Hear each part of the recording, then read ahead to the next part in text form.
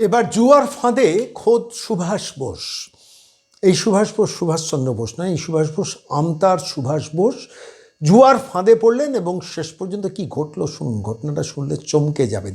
Police কিচ্ছু জানতো না। পুলিশ গোবেচারী, পুলিশ শান্তিপ্রিয়, পুলিশ সাথে পাঁচে থাকে না, অত্যন্ত নিরীহ একজন আমাদের রাজ্যের পুলিশ প্রশাসন, এবং তারা চোখেও দেখে কানেও শোনে কিন্তু কিছুই দেখে না, কিছুই শোনে না।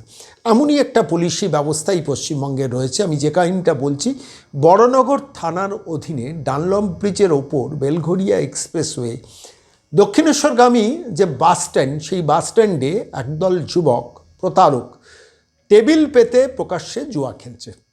এবার ঘটনা হচ্ছে, টেবিল পেতে প্রকাশ্যে জুয়া খেলছে একটা বাস স্ট্যান্ডে, অথচ সেখানে বড়নগরের পুলিশ যাচ্ছে, যাওয়া আসা করছে, তাদের সন্দেহ লাগে না, জাগে না। কি ঘটনাটা ঘটেছে শুনবেন। এই যে মানুষটির কথা বলছি, সুভাষ বোস, ইনি ফিরছিলেন আমতায়, বোধহয় কর্মক্ষেত্র থেকে, কাজ করেন কামারহাটি কোনো একটি বেসরকারি সংস্থায়। ফেরার পথে যখন বাস স্ট্যান্ডে দাঁড়িয়ে রয়েছেন গাড়ি ধরার জন্য বা বাস ধরার জন্য, সেই সময় তাকে প্রতারকটা ফাঁদে টানে। কিভাবে টানে? এবং বাস স্ট্যান্ডে বসে করার লক্ষ্যটা হচ্ছে, বাস স্ট্যান্ডে যারা লোকজন যাওয়া আসা করে, তারা কেউ ওই জুয়া খেলা হচ্ছে দেখতে গেলেই দেখেন যে সেখানে জুয়া খেলতে খেলতে কেউ আইফোন জিতছেন, কেউ দামি কিছু জিনিস জিতছেন। অর্থাৎ চোখের সামনে আপনি দেখছেন যে একজন জুয়া খেলতে খেলতে একটা আইফোন পেয়ে গেল, তখন আপনার কি মনে হবে, আমি একটু খেলি। এই খেলতে গিয়ে শেষ পর্যন্ত আপনি ফাঁদে পড়বেন এবং ফাঁদে পড়ে সর্বস্ব খোয়াবেন। এই কারবার চলছিল বেশ কিছুদিন ধরে। ওই এলাকার লোক বলছেন এই ঘটনা চলছে, প্রকাশ্যে বসে জুয়া খেলা এবং মানুষকে প্রতারণা করে আজকের নয়, অনেক দিন ধরে চলছে। অথচ বড়নগর থানার পুলিশ কিচ্ছু জানে না, সাথেও থাকে না, পাঁচের নোট থাকে না, একদম নির্বিকল্প সমাধিতে থাকেন তারা ওখান দিয়ে হয়তো যাওয়া আসা করেন, কিন্তু তাদের চোখে পড়ে না যে টেবিল পেতে কী করছে। একটা বাস স্ট্যান্ডে যখন টেবিল পেতে একদল যুবক বসে কিছু একটা করছে, তখন তো পুলিশের সন্দেহ হওয়ার কথা। পুলিশের তো খোঁজ নেওয়া দরকার যে সেখানে অন্য কোনো কারবার হচ্ছে কিনা। খোঁজ নেননি কেন? কখন খোঁজ নিলেন? এই সুভাষ বোস শেষ পর্যন্ত প্রায় 4,000 টাকা ওখানে খোয়ালেন, খুইয়ে কামারহাটিতে নিজের কর্মক্ষেত্রে ফিরে গেলেন। গিয়ে সেখানকার লোকজনকে বললেন যে দেখো, আমার কাছ থেকে এভাবে 4,000 টাকা প্র্যাকটিক্যালি ছিনতাই করে নিল। এবার কামারহাটিতে যে কর্মক্ষেত্র, সেখান থেকে লোকজন তার সঙ্গে এলো, এসে এই জুয়ারিদের ধরে তারপর বড়নগর থানায় ফোন করলো।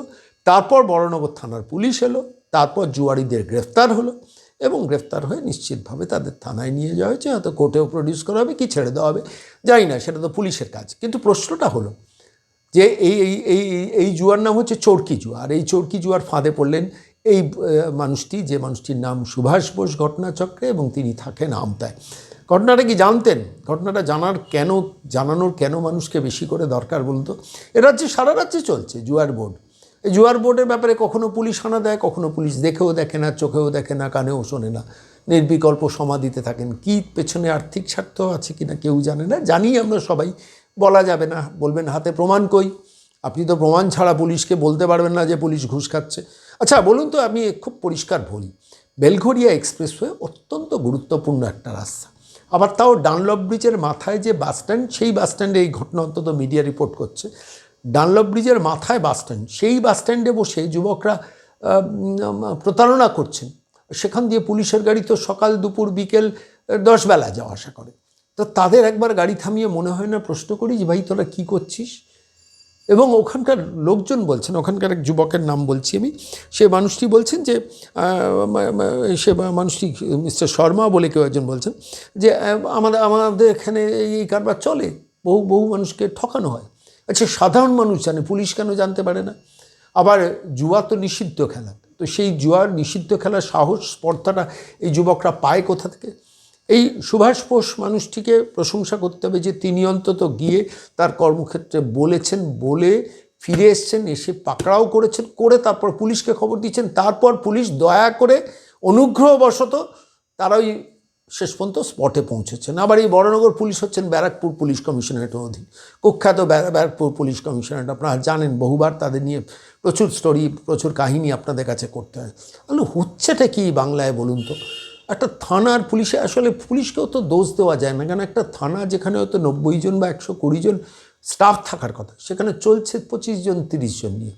Civic volunteer 150। সিভিক ভলেন্টিয়াররা কি এই কাজ কারবার করতে এক্সপার্টাইজ, বা তারা ধরতে পারবে? তাদের ক্ষমতা আছে, হিম্মত আছে নাকি? তারা গিয়ে যদি সেখানে কথা বলতে যায় পাল্টা মার খেয়ে চলে আসবে। ফলত পুলিশি ব্যবস্থা স্ট্রাকচারটা এ রাজ্যে ভেঙে পড়েছে। তাহলে সমাধানটা কি? আমি আবারও বলছি, বারবার কথাটা বলি, সমাধান একটাই, ওই রাজ্যের নবান্নের 14 তলা থেকে প্রতারক মহিলাকে সরানো। যদি সরানো যায় তাহলে পুলিশি ব্যবস্থা স্ট্রাকচারটাকে রিবিল্ড করা যাবে, নতুন করে গড়ে তোলা যাবে। পুলিশের মধ্যে শক্তি আসবে, পুলিশের মধ্যে স্পর্ধা আসবে। কারণ এই পুলিশও তো ডিএ পান না। এই পুলিশ কর্মচারী যারা থানাতে কাজ করেন তারা সারা রাজ্যে, সারা ভারতবর্ষের মধ্যে সবথেকে কম ডিএ পান। বলতো দিনের শেষে তাদের মনেও ক্ষোভ আছে, তাদের মনেও যন্ত্রণা আছে। আর তারপর চোখের সামনে দেখেন যে, চোখের সামনে দেখছেন যে অ্যাডিকুয়েট স্টাফ নিয়ে আমাকে সিভিক ভলেন্টিয়ারদের দিয়ে থানা চালাতে হচ্ছে। ফলত আলটিমেটলি শক্তিটা তো তারা সেখানেই হারিয়ে ফেলে। এখন এগুলো প্রশ্ন করবে কে? মেন স্ট্রিম মিডিয়া, বাংলা সংবাদ মাধ্যম প্রশ্ন করবে না কেন? তারা কোটি কোটি টাকার বিজ্ঞাপন নবান্ন থেকে পায়। কিন্তু প্রশ্ন করার জন্য তো আমরা আছি। খবরটা কি জানতেন সেগমেন্টে? এই খবরটা নিয়ে আপনারা শুনেছেন, জেনেছেন। বড় সংবাদপত্র প্রথম পৃষ্ঠায় এটা নিয়ে খবর করে যে কিভাবে একজন মানুষ প্রতারিত হচ্ছে।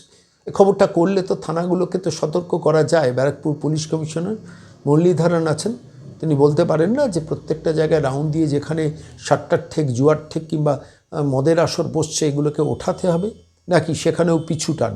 যত চোলাই মদ, যত মদ বিক্রি হবে তত সরকারের ঘরে রেভিনিউ আসবে। সরকারে তাহলে খেলামেলা, উৎসবে, কার্নিভ্যালে খরচা করতে পারবে। সরকার তাহলে হাসি মুখের বিজ্ঞাপন দিয়ে আনন্দবাজারে এই বর্তমান আজকাল প্রতিদিন নিউজ 18G 24 ঘন্টাকে কিনে রাখতে পারবে। ফলত পুলিশও সেখানে নিষ্ক্রিয় থাকবে। আবার পুলিশ যদি সক্রিয় থাকে, পুলিশ পাল্টা মারও খেয়ে যেতে পারে। কেন এই জুয়ার বোর্ড যারা বসাচ্ছেন তাদের পেছনে কি শক্তি নেই? এটা তো ভাবার কোনো কারণ নেই। না, খোদ আপনারা ভাবুন, অন্ধকারে, আড়ালে আবডালে, কোনো নিষিদ্ধ এলাকায়, সেই এলাকায় নয়, এটা একদম খোদ বাস স্ট্যান্ডে, যেখানে সকাল দুপুর বিকেল এত মানুষ যাওয়া আসা করছেন, বেলঘরিয়া এক্সপ্রেসওয়ের মতো অত্যন্ত গুরুত্বপূর্ণ সড়ক পথে, সেইখানে যখন মানুষ গিয়ে দাঁড়ান, সারাদিনের ক্লান্তি শেষে মানুষ দেখছেন বাস স্ট্যান্ডে কী হচ্ছে। আর দেখতে গেলেই চট করে খপ্পরে পড়ছেন, চোখের সামনে দেখছেন একটা মানুষ। তারা নিজস্ব সেট আপ করেন, যারা বসে থাকেন তারাই নিজেরা প্রাইজ জেতেন। এবং চোখের সামনে যদি একজন কেউ দেখেন যে একজন জুয়া খেলতে গিয়ে স্মার্টফোন জিতে নিচ্ছেন, সেট আপ পুরোটা গোটা স্ট্রাকচার নিচ্ছেন, তখন তাঁরও মনে হয় যে দিনের শেষে যদি একটা স্মার্টফোন নিয়ে বাড়ি ফিরতে পারি। ফলত তিনি সর্বস্ব খোয়ান এবং খুইয়ে কতজন লোক প্রকাশ্যে পুলিশে গেছেন। আর পুলিশই বা একজন আমার থানায় আসবে তার জন্য অপেক্ষা করবেন কেন? এই প্রশ্নগুলো করার জন্য বাংলার সাংবাদিকতা নেই, সংবাদ মাধ্যম নেই, মেন স্ট্রিম মিডিয়া নেই। ঘণ্টাখানেক, ঘণ্টা দুয়েক, ঘণ্টা তিনেক, ঘণ্টা চারেক আলোচনার পরিধি নেই।